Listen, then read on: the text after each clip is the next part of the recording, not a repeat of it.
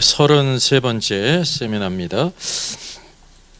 자, 33번째 세미나를 시작하고요. 우리 2022년도 12월 또 마지막 또 세미나가 되겠습니다. 제가 이렇게 이제 한 달에 한 번씩 하니까 생각해 보니까 너무 많이 욕심을 부렸어요. 그냥 한 달 있다 보니까 이제 준비한 거를 또 이제 다 하려는 또 그런 마음이 있거든요. 준비한 거는. 근데 이제 그게 이제 좋은 점도 있지만 조금 무리한 점도 있습니다. 저도 무리가 되고 앉아 있는 분들도 무리가 되고, 그래서 이제 적어도 이제 6시는 넘지 않도록 적어도 6시는 넘지 않도록 5시 반에서 6시 사이에 끝나도록 그렇게 하겠습니다. 무조건 시간이 되면 이제 끝날 거예요. 이제 이게 딱 안 떨어져도요. 그렇게 하도록 하겠습니다. 왜냐하면 시간이라는 게 적당한 또 시간이 있어요. 시간이 있습니다.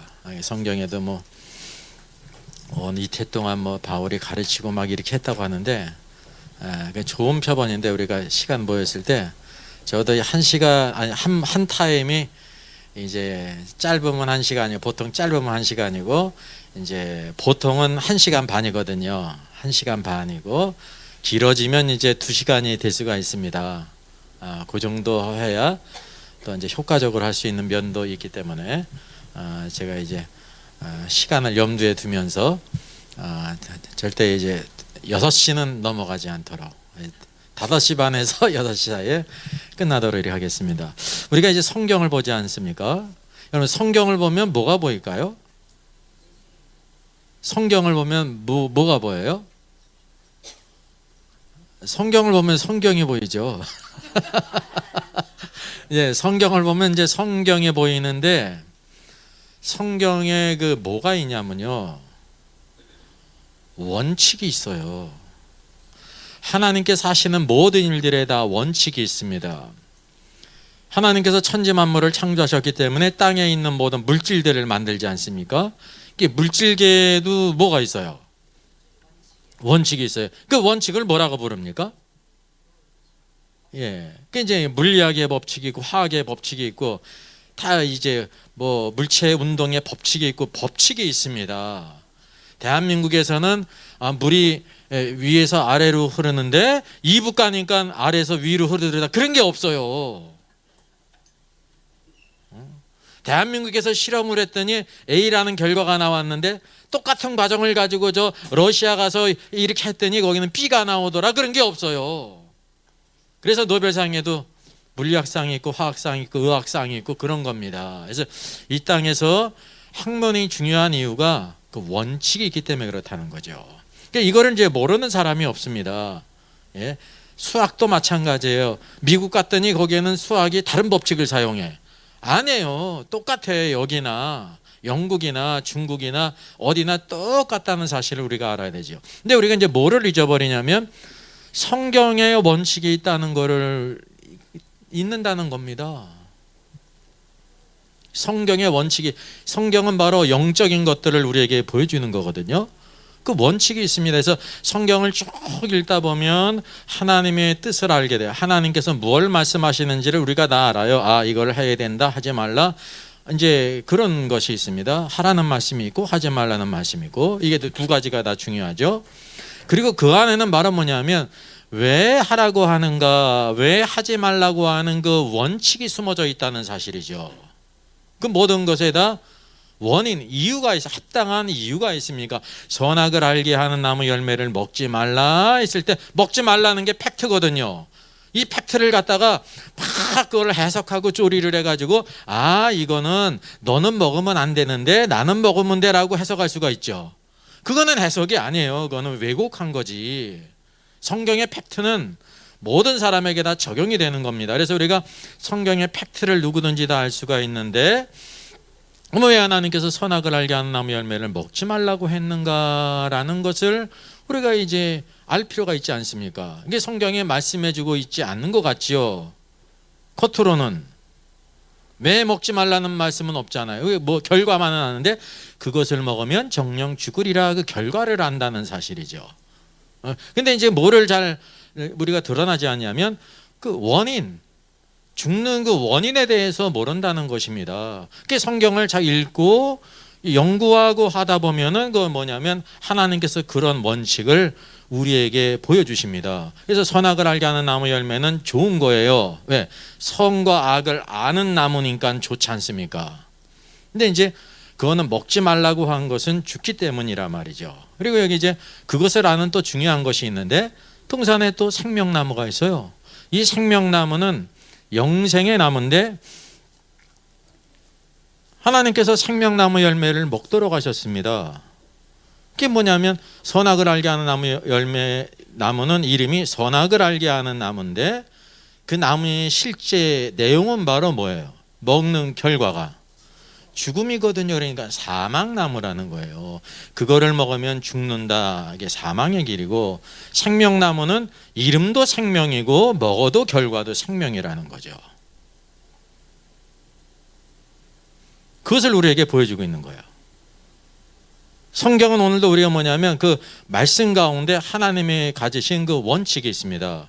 오늘도 우리가 이 세상에 살아가면서 세상에 많은 사상들이 있지 않습니까? 무신론도 있고 사실론도 있고 공산주의도. 공산주의는 신을 부정하잖아요. 하나님뿐만이 아니라 모든 그 보이지 않는 종교를 부인한다니까요. 그래서 물질론 아닙니까? 유물사관. 모든 것은 물질로 이루어졌다는 거예요. 이제 이 혼적인 것, 눈에 보이지 않는 영적인 것은 그런 거 인정하지 않습니다. 그 죽으면 다 끝이에요. 그게 이 세상의 사상이잖아요. 세상에 수많은 사상들이 있습니다. 오늘도 그 영향을 받고 있거든요. 성경은 바로 이 동성애 같은 거를 금하고 있는데 심지어 또 세상뿐만이 아니라 예수를 믿는다는 사람도 동성애를 찬성하는 사람이 있어요. 그러면 어느 신학이 맞는 겁니까? 이게 뭐냐면 세상의 사상과 하나가 된 여러 가지 또 신학들이 있다는 말이죠. 그래서 중요한 것은 세상의 모든 사상과 사조들이 있는데 철학들이 있는데 이거를 뭐로 분별을 하냐면 우리가 신학을 통해서 분별을 하는 거예요. 근데 신학도 이와 같이 동일한 성경에 대해서 다른 신학들이 있잖아요. 그 신학도 문제가 있는 신학이 있는 거죠. 여러 종류가 있으니까 다양한. 그럼 이 신학을 어떻게 우리가 분별할 수 있습니까? 신학은 참된 신학은 어디로부터 나온 거예요? 성경에서 나온 거예요. 이게 성경으로 그것을 우리가 분별할 수가 있는 겁니다. 모든 근원은 성경이에요. 그래서 신학이 중요하고 이제 좋은 이유는 뭐냐면 성경에서 나온 것이기 때문에 이게 좋은 것이라 말이죠. 근데 수많은 신학들이 있잖아요. 똑같은 것에 대해서 이걸 우리가 무엇으로 분별할 수 있냐면 성경으로 분별해야 된다는 것입니다. 이게 성경을 우리가 연구를 하면 그 안에 하나의 원칙이 있는데 그게 이제 신학이라는 거예요. 그래서 우리가 성경을 보면서 하나님께서 우리에게 주신 그 원칙이 무엇인지를 발견하는 게 중요한 것입니다. 창세기에서 하나님께서 남자와 여자를 만드셨는데 남자를 흙으로 만들고 여자를 흙으로 만들고 그런 것이 아닙니다. 남자와 여자를 동시에 만들지 않았습니다. 남자를 먼저 만들고 모든 동물들을 이끌고 와서 이름들을 다 짓게 했습니다. 이름을 지을 때 여자가 있었어요? 없었어요? 없었다니까요. 그리고 아담이 모든 동물들을 다 이름을 주다 보니까 이 모든 동물들, 짐승과 가축과 새와 모든 것들이 다 뭐가 있다는 걸 알았냐면 짝이 있다는 거라서 이게 원칙이라니까요. 짝이 있는데 누구는 짝이 없어요. 자기 자신은 짝이 없는 거예요. 그 자기가 짝이 없는 것을 깨닫게 될 때 하나님께서 어떻게 하셨어요? 아니요, 아담을 잠들게 했어요. 이게 첫 번째 수술이에요. 그게요. 아담을 잠들게 하고 아담의 갈빗대를 하나 뽑아서 여자를 만들었습니다. 짝이 없다는 것을 깨닫게 하신 후에 짝을 만들었단 말이죠. 여자를 이끌고 때 네, 뼈 중에 뼈, 살 중에 살이라. 여러분 그게 시지만 시적인 표현만이 아니라 실제라는 거죠. 왜냐하면 아담의 갈비뼈를 만들지 않습니까? 뼈 중에 뼈요. 그래서 하나님께서 너희가 한 몸을 이루라 그랬는데 그들이 사람이 볼 때는 두 몸이지만 두 사람이지만 하나님께 보실 때 한 사람이에요. 왜냐하면 아담의 갈빗대로 여자를 만들지 않습니까? 그래서 오늘도 우리가 알아야 되는 것은 남자와 여자는 이렇게 사람이 볼 때는 두 사람이지만 하나님께서 보실 땐 한 사람이라는 것을 아셔야 됩니다. 그래서 그 가운데 뭐가 있냐면 아담에게는 헤드십이 있고 여자는 바로 내가 아담을 위해서 돕는 배필을 만들리라. 헬프밋. 그래서 이 헤드와 헬프밋은 더해져서 하나가 되는 거예요. 한 몸이에요. 이것이 성경이 우리에게 주는 원칙이라는 사실이죠. 그러면 두 번째, 구원에 대한 놀라운 역사를 기록하고 있는 출애굽기에서 하나님의 헤드십이 어떻게 나타나 있는지를 우리가 한번 보도록 하겠습니다. 요한계시록 인사이드 이제 제 2권을 이제 쓰기 시작했습니다. 이제 1년 또 걸릴 텐데 이제 심혈을 기해서 쓰면 또 좋은 또 열매가 있을 것이고, 또 이 말씀을 통해서 사모하는 사람들은 바르게 또 신앙생활하게 될 점이 있습니다. 자, 출애굽기에는 우리에게 뭘 보여주고 있냐면, 첫째, 이스라엘 백성들이 애굽에서 막 고난을 당하고 있는 것을 보여주고 있죠. 그리고 이제 1장 후반부 말씀은 시브리 산파와 함께 바로의 특별 아주 비밀 명령이 내립니다. 시브리 산파를 불러서 이제 시브리의 아들들이 낳거든 그들을 죽이라는 거예요. 딸이면은 살리라는 거예요. 여기 이게 중요한 게 나오죠. 바로는 바로 뭐냐면 하나님 백성이 번성하는 것을 원치 않습니다. 만약에 이대로 된다고 하면 이스라엘은 어떻게 되는 거예요? 점점 쇠약해져서 진멸되는 것입니다. 그래서 되게 중요한 것은 바로 뭐냐면, 만약에 이렇게 되게 될 때 이스라엘의 진멸될 뿐만 아니라 가까이로는 모세가 이 땅에 있을 수가 없어요. 하나님께서 모세를 통해서 이스라엘 백성을 구원해내지 않습니까? 그죠? 이 놀라운 일이에요. 그리고 더 멀리는 바로 뭐냐면, 예수 참 구원자이신 예수 그리스도께서 이 땅에 오시는 그 모든 길이 차단이 된다고 하는 사실입니다. 이게 언제나 하나님의 역사는 하나님 백성들이 어떤 상황에 있을지라도 생육하고 번성하지 않습니까? 이렇게 막 고난을 당하고 많은 노역을 당해도 하나님께서 그들을 번성하게 하셨어요. 하나님의 언약을 잊지 않으시고 하나님의 구원의 역사를 이루신다고 하는 사실이죠. 이제 여기 이제 히브리 산파가 이제 바로의 밀명을 받게 될 때 힘이 없는 여인이었습니다. 나이 많은 노인네였다니까요. 바로의 명령을 거역할 자가 애굽 땅에 아무도 없어요. 절대 권력을 가지고 있다니까요. 그게 어떻게 하겠습니까? 그게 이제 요게 출애굽기 1장에서의 기록은 바로 뭐냐면, 하나님 백성이 이렇게 고통을 당하고 있게 될 때 바로가 또 이제 이스라엘을 진멸하기 위해서 남자아이들은 다 죽이고 딸들만 살리려고 했다고 하는 사실입니다. 여러분, 이게 얼마나 심각한 일이에요. 히브리 이 산파들이 생각할 때 어떻게 해야 될까요? 그 하나님을 경외하는 백성이거든요. 하나님의 뜻을 따라야 될 것인가, 바로의 명령을 순종해야 될 것인가. 바로의 명령을 순종하지 않으면 어떻게 됩니까? 그의 모든 가정이 다 진멸될 수가 있어요. 그 시대는 이런 위기에 있었단 말이죠. 그런데 히브리 산파가 하나님을 경외하는 사람들이었습니다. 오늘 말씀에서 이것을 우리에게 보여주고 있어요. 십브라라는 사람과 부하라는 사람에게, 너희는 히브리 여인을 해산을 돕는 산파 일을 하게 될 때 아들이거든 그를 죽여라, 은밀하게 죽이라는 거예요. 딸이거든 살려라. 그러니까 여기에 중요한 이슈가 나오는데요. 여기 이제 이게 팩트잖아요. 지금 모든 관점이 어디에 있는 것 같습니까? 바로가 눈을 켜고 보는 게 바로 뭐예요? 아들이에요, 딸이에요? 아들이에요. 왜 아들을 이렇게 비유할까요? 그리고 번성하면 그 힘이 있지 않습니까? 이 유대인들이, 히브리인들이. 딸들은 번성하는 건 상관이 없는 거예요. 실제적으로. 여기에 뭐를 보여주고 있냐면, 오늘도 창세기 하나님께서 남자를 먼저 만드시고 여자 돕는 배필을 만든 것처럼 무엇을 진멸시키는 거냐면, 남자, 헤드십을 가진 남자들을 다 진멸시키고 하자는 것을 우리가 알 수 있다는 사실이죠. 그래서 여기 그런데 17절 그러나 그랬어요. 창세기의 첫 번째 나오는 그러나가 누구 나오는지 아십니까? 그러나 노아는 하나님께 은혜를 입었더라. 이게 창세기의 첫 번째 그러나요. 출애굽기의 첫 번째 그러나, 역절이죠. 역설. 노아 시대 때 많은 사람들은 다 죄를 짓고 관영하고 패역한 길을 걸어갔는데, 그러나 노아는 하나님께 은혜를 입어서 믿음으로 살았고, 여기 이제 바로가 이와 같이 이스라엘의 모든 히브리 남자아이들을 다 죽이려는 계획을 가지고 있어서 이렇게 특별 명령을 내렸지만, 그러나 산파들이 하나님을 두려워했어요. 그러면 하나님을 경외하는 게 바로 무엇입니까? 하나님을 경외한다고 하면서 바로를 두려워하는 거예요. 바로를 두려워하면 어떻게 됩니까? 바로의 말을 순종해줘. 내가 살아야 되니까, 내 아들, 딸, 손주, 며느들이 살아야 되니까 내가 할 수 없어. 힘이 없으니까. 그래가지고 은밀하게 시브리의 남자아이들을 다 죽일 수가 있다니까요.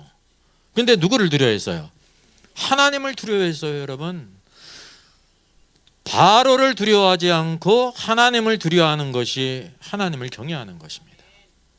그 바로는 이 세상 임금 아닙니까? 세상 임금이요. 오늘도 우리들이 세상에 있는 모든 것들을 두려워하느냐 하나님을 두려워하느냐에 따라서 어떻게 사느냐가 주어진다고 하는 사실이죠. 그래서 애굽왕의 명령을 어겼어요.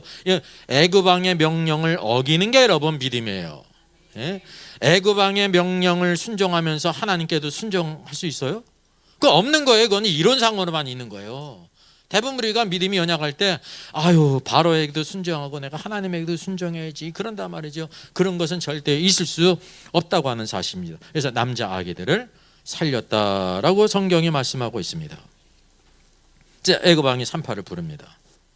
드러나지 않습니까? 왜 이렇게 하였느냐? 왜 남자아이를 살렸느냐? 산파가 바로에게 말해요. 히브리 여인은 애굽 여인과 같지 않고 건장해서 산파가 그들에게 이르기 전에 해산했습니다. 그래요. 대부분 이제 이 팩트를 우리가 아는데요. 이거를 어떻게 해석하는 쪽이 있냐면 이 산파들이 둘러대느냐고 거짓말을 했다는 거예요. 그럴까요? 지금 히브리 산파들이 이거 둘러대느냐고 거짓말을 한 걸까요? 그렇게 생각할 수가 있어요. 잘못 보면. 이게 거짓말한 게, 이게 말을 통해서 뭘 보여주고 있냐면, 지금 여기 출애굽기 전반부 1장 전반부에 있게 될 때 그렇게 요셉을 알지 못하는 왕이 일어나가지고 막 고역 가운데 막 핍박을 해도 이스라엘 백성이 어떻게 했어요? 번성했다니까. 어떻게 번성할 수 있습니까? 하나님께서 그 백성에 대해서 약속을 이루시기 위해서 무엇인가를 행하셨다는 걸 보여주고 있는 것입니다. 그렇게 번성한 이유도 직접적으로는 뭐냐면 히브리 여인은 애굽 여인과 같지 않아서 건장했어요. 육신적으로도. 그래서 번성했던 거예요. 여기에 바로 무엇이 있냐면 하나님의 주권적인 섭리, 그 약속을 이루시는 주권적인 섭리를 여기에 보여주고 있다고 하는 사실이죠. 그냥 지혜롭게 잘 대답한 것입니다. 여기에 따라 가지고 우리는 하나님을 경외하기 때문에 당신의 명령을 할 수 없습니다. 그렇게 말할 필요가 없죠. 이건 지혜가 없는 거죠. 믿음은 있지만 그건 지혜가 없는 것이죠. 그래서 여기 뭐냐면 일반적인 은총면에서 히브리 여인이 건장해서 우리가 달려가기 전에 이미 아이를 낳았는데 어떻게 하란 말입니까? 이게 사실이었다는 거예요. 하나님께서. 그래서 여기 보니까 하나님이 그 산파들에게 은혜를 베푸셨다 그랬습니다. 왜? 하나님을 경외했기 때문에. 여러분, 하나님께 이런 축복을 받는 사람은 모든 사람이 받는 게 아닙니다. 하나님을 경외하는 사람, 바로의 명령을 어기고 하나님께 순종하는 사람에게 복을 주셔요. 그래서 여기 그 백성은 번성하고 매우 강해지니라. 산파는 하나님을 경외했으므로 하나님의 그들의 집안을 흥왕하게 하신지라. 하나님께서 이렇게 놀랍게 역사하셨습니다. 그래서 여기 이제 중요한 인물이 바로 누구냐면 십브라 부하라는 사람인데, 이 사람의 직업이 뭐예요?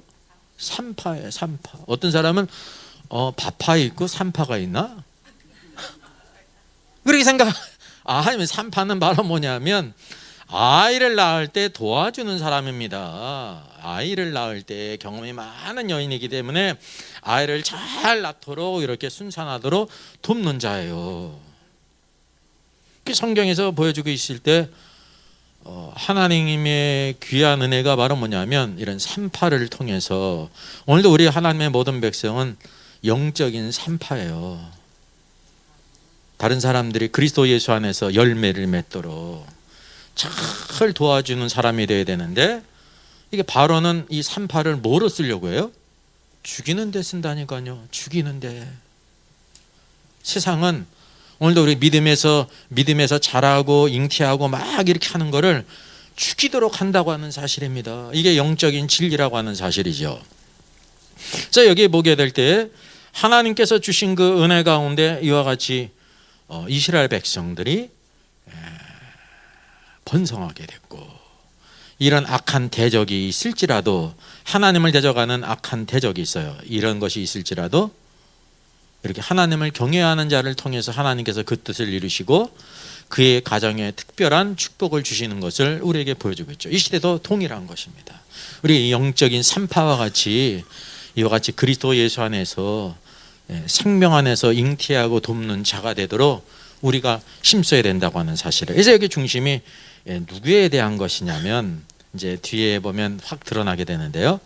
여기 산파는 누구에 대한 거냐면 여자에 관한 거예요. 산파도 옆에 돕는, 생명을 잘 잉태하도록 돕는 사람이잖아요. 그 여자의 역할이 바로 뭐냐면 잘 돕는 거예요. 잘 돕는 거. 그래서 누가 번성했어요?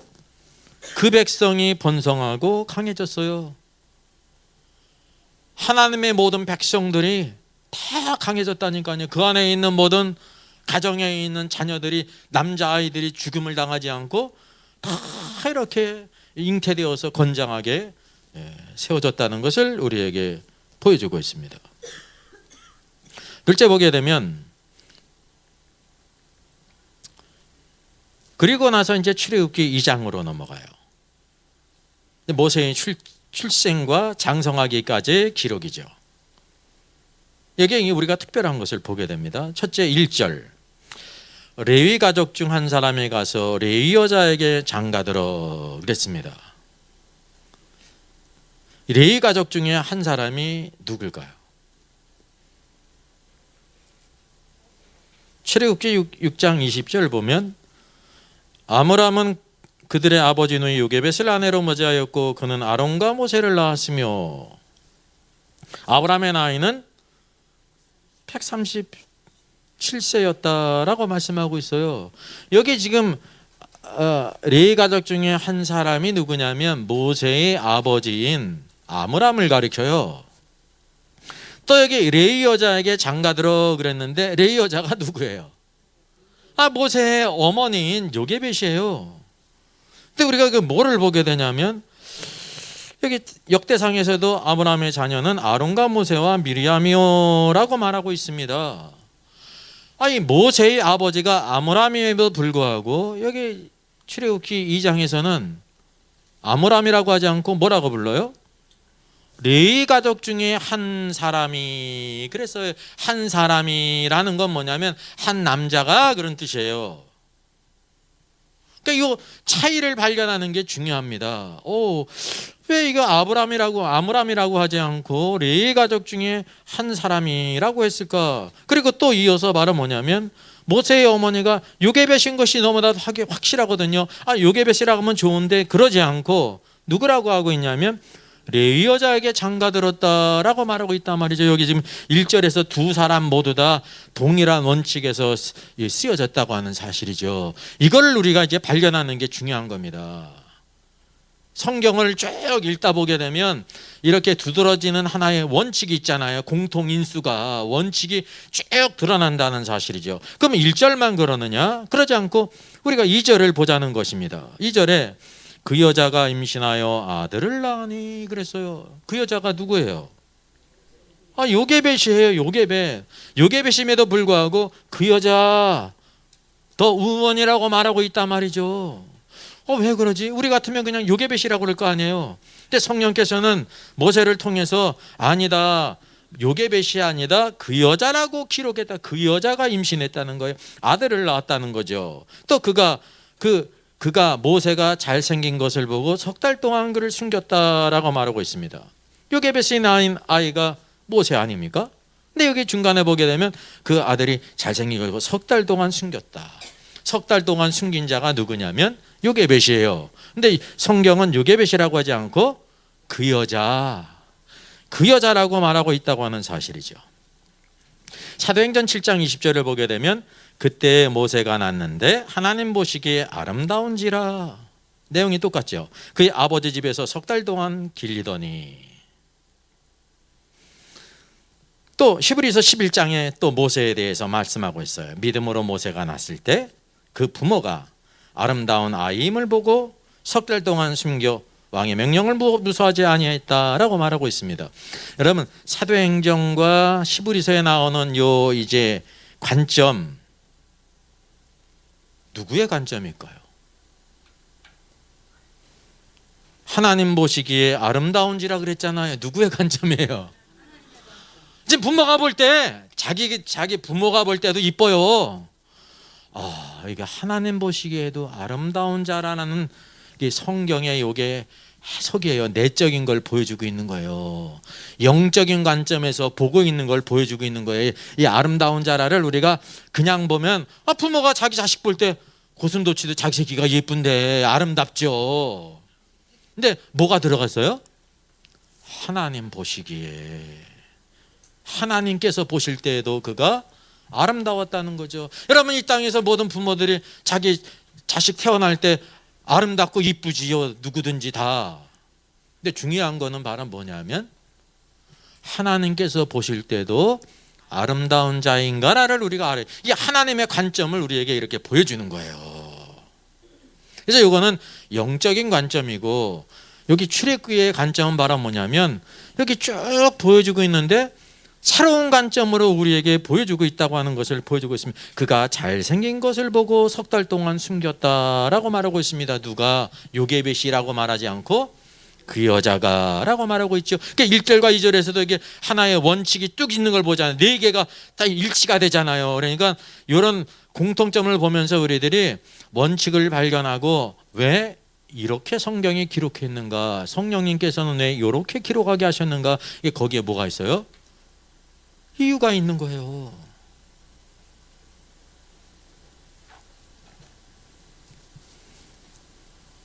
여기에 모두 나온 것이 다 요게벳입니다. 임신한 것도 요게벳이고 아들을 낳은 것도 요게벳이고 그가 잘생긴 것을 보고 석 달 동안 숨긴 것도 누구예요? 요게벳인데 요게벳이라고 하지 않고 그 여자라고 말하고 있다는 거죠. 자, 또 그러면 그 다음 넘어가겠습니다. 3절을 보십시다. 더 숨길 수 없게 되매 그랬습니다. 우리말 성경은 이거를 뭐를 이제 생략했냐면 주어를 생략했습니다. 그래서 킹제임스 성경을 보게 되면 쉬가 나와. 쉬. 그 여자가 더 숨길 수 없게 되매. 그 여자가 누구예요? 요게벳이라고 그러지 않고 그 여자가라고 말하고 있습니다. 또 그 여자가 그를 위하여 갈대 상자를 가져다가 역청과 나머지는 칠했다. 아기를 담았다. 또 그 여자가 나일 강가 사이에 두었다라고 말하고 있는 거예요. 그러니까 여기에도 하나의 원칙이 있는데 분명히 요게벳인데 요게벳이라고 하지 않고 그 여자라고 말하고 있단 말이죠. 그래서 여기 쭉 이제 7개가 지금 일치하지 않습니까? 쭉. 이 이제 하나의 원칙이 있다는 거죠. 특별히 우리가 주목해야 될 것이 여기 갈대 상자가 있잖아요.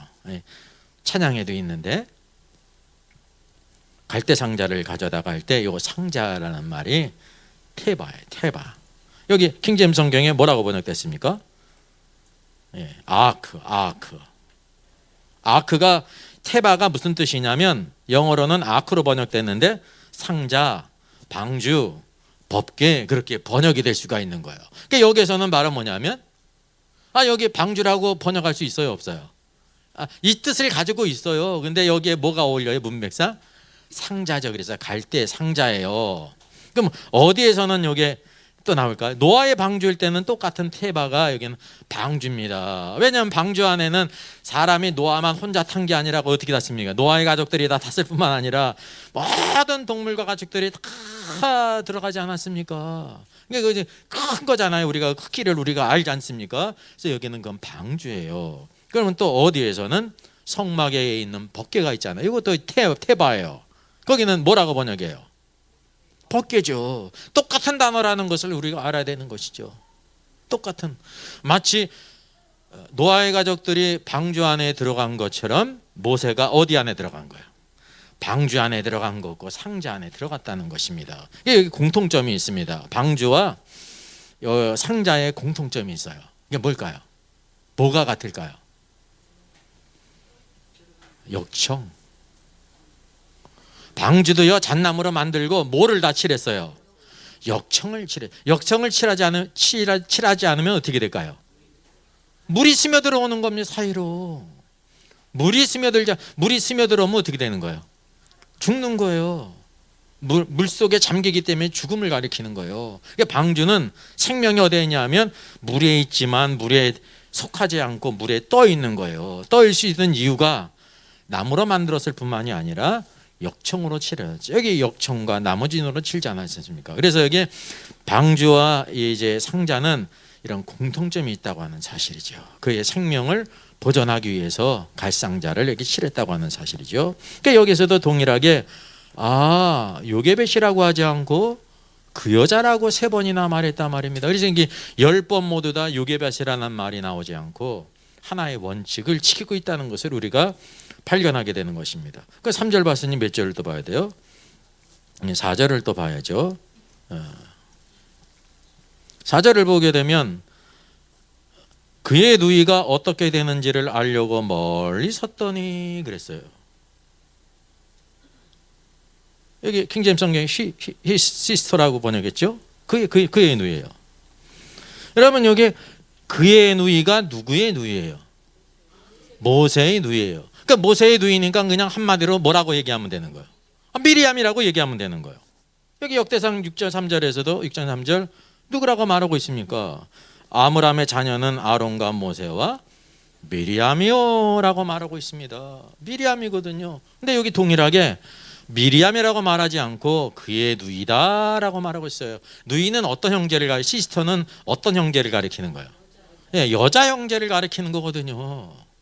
지금 이 성경이 말씀하고 있는 거가 이런 원칙을 우리에게 보여주고 있다고 하는 사실이죠. 왜 그러는가? 그걸 이제 성경을 보게 되면 여기 이제 출애굽기고 사실 출애굽기에도 근원이 어디에 있어요? 이제 창세기로 가죠. 순서가 있잖아요. 창세기가 첫 번째고 두 번째. 여러분 모세오경은 이제 창세기로부터 쭉 민수기 신명기는 쭉 이어지는 책이에요. 5부문으로 이루어졌는데 그래서 이게 근원으로 간다는 것을 우리가 알게 된다는 거죠. 그래서 우리가 생각할 때 하나님이 하신 모든 일에는 그 경륜과 원칙이 있습니다. 지금 여기 하나님의 그 경륜을 이것을 통해서도 우리에게 보여주고 있다는 것을 이제 알게 되는 것입니다. 자, 그럼 5절과 6절을 또 보면 이제 갈대 상자에 띄우고 모세의 누이가 그걸 지켜봐요. 바로의 딸이 목욕하러 날강으로 나왔습니다. 바로의 딸. 바로의 딸의 이름이 있을까요? 없을까요? 있죠. 근데 왜 이름을 안 쓰고 이게 뭐라고 했냐면 바로의 딸이라는 거예요. 여러분 딸, 그 여자, 누이 다 공통점이 뭐예요? 여자라는 거예요. 여자. 이게 원칙을 우리에게 보여주고 있다는 거죠. 나일강으로 내려왔는데 거기 또 누구도 같이 거닐었어요? 시녀들. 시녀도 이름이 있어요? 없어요? 있죠. 이름이 없는 사람이 어디 있어요? 우리 관점으로는 그 시녀 이름을 떡하니 써면 좋은데 그러지 않고 시녀들이라고 말하고 있다니까요. 딸과 시녀의 공통점이 뭐예요? 여자예요. 여자. 그가 갈대 상자에 그 갈대 사이에 상자를 보고 그랬습니다. 그게 우리말 성경은 그가 그랬는데 그가를 갖다가 그 남장가라고 생각하면 안 돼요. 우리 말은 그런데 약하지 않습니까? 시인지 쉬인지를 구별하지 않고 그냥 그가 그러잖아요. 여기 그가는 누구를 가리키는 거예요? 그녀가 누구예요? 바로의 딸이 갈대 사이에 상자를 보고 그녀의 여기 이제 허죠. 쉬라고 했는데 잘못했어요. 그 바로의 딸의 시녀를 보내요. 가져다가 여기 또 허가 또 있다니까 시녀가 있어요. 여기 시녀 이름을 쓰지 않고 시녀라고 말하고 있어요. 또 6절을 보게 되니까 열고 그랬는데 열고에 뭐가 빠졌냐면요. 쉬가 빠진 거예요. 주어가 누가 열었어요? 시녀가 쉬는 시녀를 가리키는 거예요. 우리말은 그냥 열고 그랬는데 주어가 빠졌잖아요.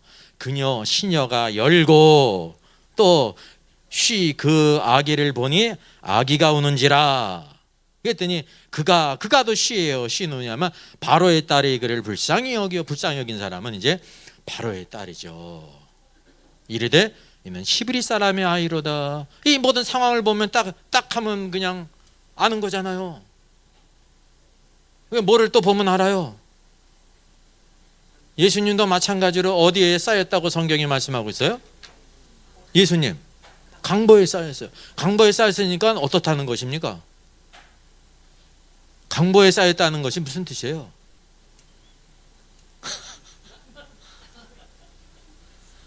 아주 귀족 왕족이 아니라 아주 천한 서민의 아이라는 게 나타나요. 강보가.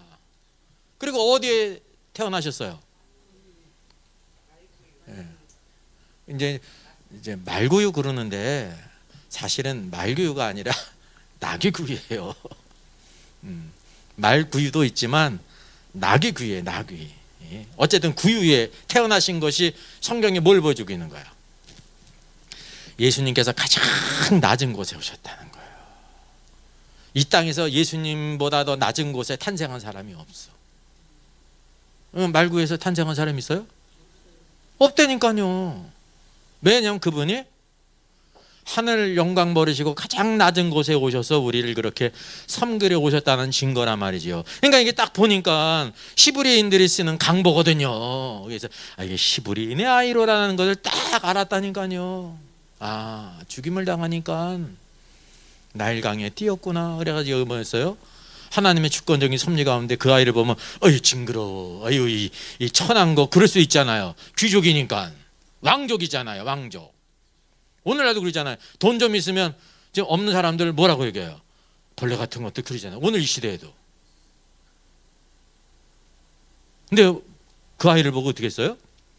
불쌍히 여겼다니까요. 이게 하나님의 주권적인 섭리예요. 선한 사마리아 사람이 강도 만나는 자를 보고 어이구 무서워 나 도망가요 그랬어요? 그래 보고 불쌍히 여겨. 예수님이 우리들을 바라보는 관점이에요. 탕자가 돌아올 때 아버지가 그를 어떻게 여겼어요? 불쌍히 여겼죠. 불쌍히 여기지. 하나님께서 오늘도 우리를 불쌍히 사랑하시기 때문에 불쌍히 여기신다는 겁니다. 그래서 여기 하나님의 주권적인 섭리가 있습니다. 바로는 이 모세를 죽이려고 했는데 모세의 부모가 석 달 동안 숨겼다가 더 이상 숨기지 못하게 될 때 믿음으로 나일강에 뛰어보내잖아요. 상자에 역청으로 칠해서. 하나님은 주권적으로 누구를 만나게 하셔요? 그 바로의 딸 공주.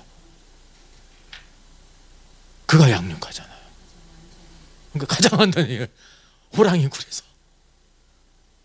그러니까 하나님의 주권적인 역사라니까요. 이게 이게 바로의 딸의 이름이 있습니다. 그 영광스러운 이름을 딱 성경에 기록해도 되는데 그러지 않고 그냥 바로의 딸이다. 이게 성경이 지금 보여주고자 하는 그 방면이 있습니다. 출애굽기 2장이 1장도 동일하고.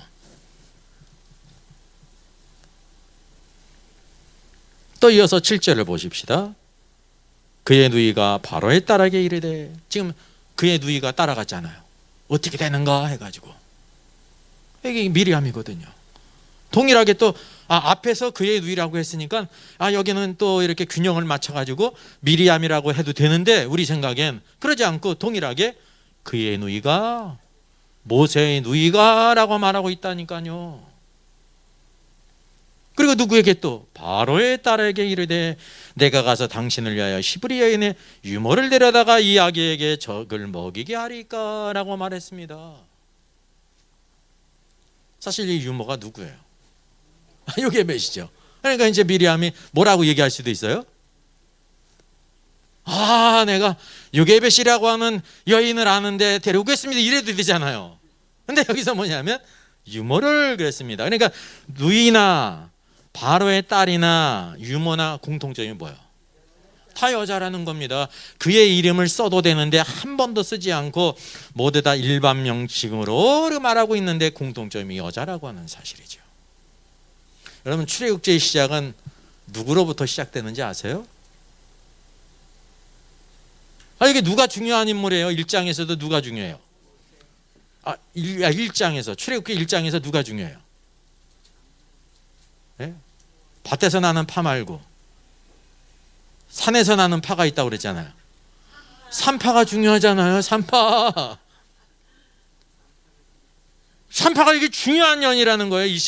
이스라엘이라고 하는 하나님의 백성이 강대하게 된 이유가 뭐냐면 그들이 바로를 두려워해서 아이를 죽이면요, 주도세도 모르게 아이들은 다 죽어나가는 거예요. 병으로 죽든지 태어나면서 죽는 거예요. 아무도 몰라.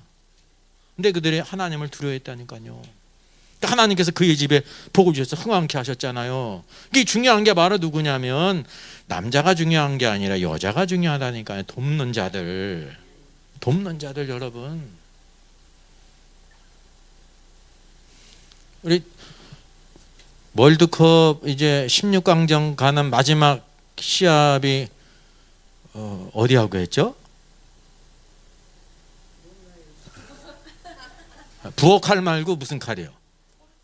포르투갈. 예. 포르투갈이 얼마나 잘하는 나라면 뭐 세계 뭐 랭킹 9위인가 그러더라고요. 8위인가 9위인가? 아주 날고기는 선수가 있어요. 거기 호날두가 있지 않습니까? 호날두 있고. 객관적으로는 우리가 열세입니다. 우리나라가 그 이기는 게 6%니 뭐 9%니 11%니 그러더라고요. 그러니까 거의 가망이 없는 거지. 근데 이제 시합은 또 해봐야 되는 거니까 공은 둥글고, 그죠? 그러니까 열심히 했잖아요. 그래서 이제 1대1 동점까지 갔죠. 90분 다 지났죠. 이제 추가 시간이 6분이었거든요. 그러니까 선수들이 다 파김치가 된 거예요. 양쪽 선수들이. 근데 마지막에 손흥민이 70m를 그냥 단독 드리블하고 갔잖아요. 그러니까 포르투갈도 한 골 먹으면 어떻게 되는 거예요? 지니까 어떻게 했습니까? 늑달같이 달려가지고 6, 7명이 둘러쌌다니까요. 여러분 6, 7명 둘러싸면 골에 넣을 수 있어요, 없어요? 그 불가능한 겁니다. 왜냐하면 공간이 있어야 공이 나가는 거지. 에워싸면은 맞으면 안 되지 않습니까? 근데 이제 시간을 지체하면서 턱 뒤를 돌아봤어요. 누가 오나 그랬더니 누가 뛰어왔어요? 예, 황희찬이라고. 부상으로 그다음 못 나왔다가 후반 교체로 들어간 선수가 이제 체력이 좋지 않습니까? 늦게 출발했기 때문에 같이 못 갔지만은 부지런히 따라온 이유가 바로 뭐예요? 손흥민이 아무리 잘해도 혼자 골인을 못 넣어요. 왜냐하면 같이 따라와가지고 이 벽을 쌌으니까 100개를 쏴도 못 들어가는 거예요. 근데 화기찬이 탁 따라왔다니까 서로 눈으로 이제 신호가 돼가지고 딱 어디로 패스를 했어요? 다리 사이로. 유일하게 다리 사이로 탁 패스를 찔러주니까 황희찬이 뛰어들어가면서 그대로 논스톱으로 골이 넣어가지고 역전한 거 아니에요? 사실은 골이는 누가 넣은 거예요? 황희찬이 넣은 거죠. 근데 누구의 도움으로 어시스트로 된 거예요? 손흥민이 70%한 거예요. 70%한 거라니까요. 황희찬은 골인을 넣었지만 따지고 보면 30%를 잘한 거죠. 황희찬도 잘했지. 근데 손흥민이 없이 황희찬이 골인 넣을 수 있어요, 없어요? 그거 없는 겁니다. 이렇게 딱 동력을 통해서, 동력을 통해서 협력을. 축구는 혼자 하는 게 아닙니다. 그래서 이긴 거라니까. 오늘도 하나님의 역사 가운데 바로 뭐냐면 하나님께서 남자와 여자를 만드셨는데, 출애굽기 하나님의 구원의 놀라운 역사를 보여주는 출애굽기 1장에서도 중요한 사람이 누구예요? 남자예요, 여자예요? 여자라니까. 산파가 중요하지 않습니까? 시상적으로는 별 볼 일 없는 노인네잖아요, 그죠? 힘이 없는 늙은. 근데 하나님께서 보실 때 보아 같은 사람이야. 보아 같은 이스라엘 백성들이 이렇게 번성하고 남자아이들이 죽임을 당하지 않고 번성할 수 있었던 이유가 뭐냐면 산파가 하나님을 경외했다라는 걸 보여주고 있어요. 그래서 그 집이 또 하나님의 축복을 받았죠. 여기 2장 모세가 태어난 이후에도 지금 그의 어머니가 그를 석 달이라 숨기지 않습니까? 그 어머니를 언급하면서 누구라고 말하는 거예요? 그 여자. 여기 바로의 딸, 또 미리암, 모세의 누이 다 있는데 미리암이라고 하지 않고 그의 누이라고 말하고 있으면서 다 이게 누구를 보여주고 있냐면 돕는 배필들. 창세기를 보게 되면 죄가 누굴 통해 왔어요? 여자를 통해 왔다니까요.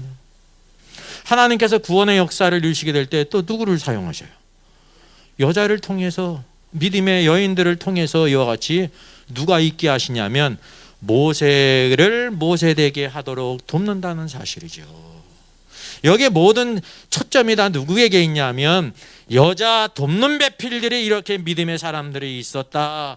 그래서 모세가 어린 시절을 지나서 장성하기까지 있었다라는 걸 보여주고 있는 겁니다.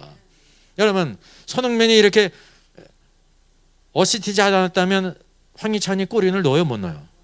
못 넣는 거. 그래서 저기 축구에서도 골인 수를 세요. 몇 골을 넣냐, A매치에서 월드컵에서 몇 골을 넣느냐를 세는 겁니다. 근데 뭐 두세요? 어시스트도 세는 거예요. 누가 그걸 도움을 줬느냐. 예? 손흥민이 골인 넣으려고 했으면 어떻게 됐을까요? 실패한 거야. 그 본인도 실패하고 어떻게 되는 거예요? 우리나라도 탈락이에요. 탈락이죠? 그럼 또 몇 년 기다려야 되는 거예요? 또 4년 기다려야 되는 거예요? 근데 손흥민이 욕심을 안 했잖아요. 왜냐하면 알지 않습니까? 그래서 누가 탁 쳐다보고 황희찬이 뛰어오는 걸 보고 말이지, 딱 패스를 해가지고 사람이면 욕심이 날 수가 있거든요. 그죠? 그래서 되는 거예요. 영적인 것도 마찬가지예요. 출애굽기의 중요한 인물이 누구냐면 모세예요.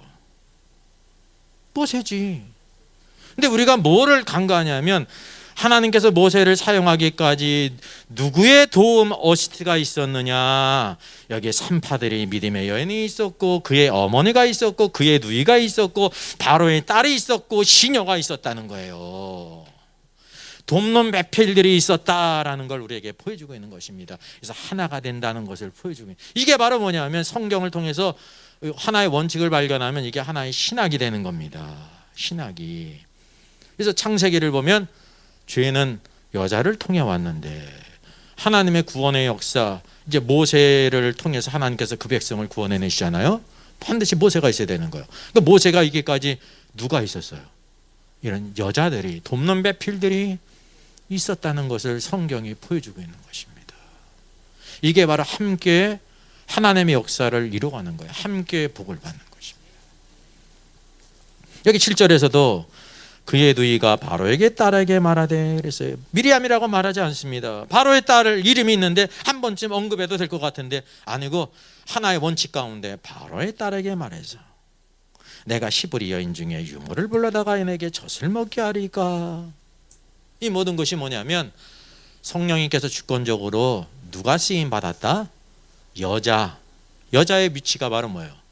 돕는 배필이에요. 돕는 배필. 그냥 돕는 배필을 뭐라고 말하면 좋을까요? 이 땅에서도 뭐냐면 대통령을 이제 이렇게 세우는 사람들이 있잖아요. 그걸 뭐라고 그럽니까? 예? 영어로 하면 제일 좋은데? 대통령을 만드는 사람을 뭐라고 그래요? 메이커인데 무슨 메이커요? 무슨 메이커 그래요? 킹메이커잖아요. 대통령을 이렇게 만드는 사람, 돕는 사람들을 킹메이커 그러지 않습니까? 그러니까 세상적으로 이렇게 얘기를 하면 여기에 나오는 모든 여인들은 다 연약하지 않습니까? 여자니까 연약하지. 모세의 어머니도 뭐 어머니지만 대단합니까? 연약한 여인이지. 예? 산파들도 마찬가지고 미리암도 마찬가지. 미리암이 소녀잖아요. 소녀 이때 다 연약하지만 그들을 통해서 누구를 만드셔요? 구원자. 하나님의 구원의 역사를 가져올 모세를 만든다는 거예요. 마치 킹메이커처럼 모세와 함께 그 복을 받는 거예요. 네? 여러분, 몽골이 세계 최대 제국을 이뤘던 이유가 뭡니까? 이건 다 아시잖아요. 징기스칸이라고 하는 위대한 영웅이 있었는데 그 영웅만이 있었던 게 아닙니다. 그 법이 바로 뭐냐면요, 전쟁에서 나가서 싸우게 될 때 후방에서 뭐 무기를 만들든지 뭐 물자를 공급한다든지 말을 키운다든지 수많은 여러 가지 일들을 하는 사람 있지 않습니까? 그 모든 사람들이 다 자기의 일에 따라서 공평하게 다 전리품을 공평하게 다 다 나눠떼는 겁니다. 전쟁에 나간 사람만 다 취하고 뒤에 있는 사람은 별벌이 없고 그런 게 아니라 자기 한 일에 따라 가지고 모두 다 공평하게 다 배분이 됐다는 거예요. 그래 나가서 싸우다 죽잖아요. 죽으면 그의 모든 유가족들은 다 또 모든 그 지원을 아끼지 않고 오늘과 같이 다 생활 모두를 책임져 줬다는 거예요. 그 명예도 주어지고. 그래서 강한 군대가 된 거예요. 로마도 마찬가지입니다. 로마가 최강의 제국을 이룬 이유가 바로 뭐냐면 이게 법이 이제 온 사회를 통치를 했잖아요. 공평하게 어느 한 사람의 생각이 아니라. 그 심지어 거기는 어느 나라가 지금 식민지가 됐잖아요. 식민지 백성이야. 근데 그 사람이 뛰어나가지고 공을 많이 세워가지고 심지어 식민지 백성이 뭐가 됐냐면 황제도 됐어. 그러니까 로마는 무엇과 같았냐면 하나의 큰 용광로와 같았다는 겁니다. 누구든지 이제 멸망받은 식민지 백성도 능력이 있고 공을 세우면 자기의 그 능력에 따라 가지고 대우를 해주고 심지어 황제까지 됐다는 거죠. 이게 하나님의 왕국도 마찬가지입니다. 우리가 볼 때 모세는 대단한 사람이 많죠. 근데 우리가 뭐를 간과하냐면 모세가 있기까지 뒤에 배후에서 그를 도왔던 수많은 돕는 배피들의 손길들, 하나님께서 그들에게도 동일한 복을 주신다는 사실이죠. 이게 바로 성경의 원리, 몸의 원리예요. 몸의 원리. 모든 사람이 다 가르치는 자겠느냐? 모든 사람이 다 가르친 자가 될 수 있어요? 없어요? 없잖아요. 이게 몸의 원리라는 거예요. 입이 하나잖아요. 예? 너는 입은 맨날 일은 안 하고 맨날 먹기만 하네. 손님한테 스트라이크 잃어보세요. 나는 그냥 나는 하나 먹는 거 없고 네 입으로만 쳐놓네. 가지고 이게 올스톱 해가지고 파업을 해보세요. 그럼 어떻게 되는 거예요? 같이 죽는 거예요. 같이 죽는 거예요. 같이 죽는 거예요. 이게 몸의 원리가 바로 어디에 적용되냐면 교회 안에 적용된다는 것입니다.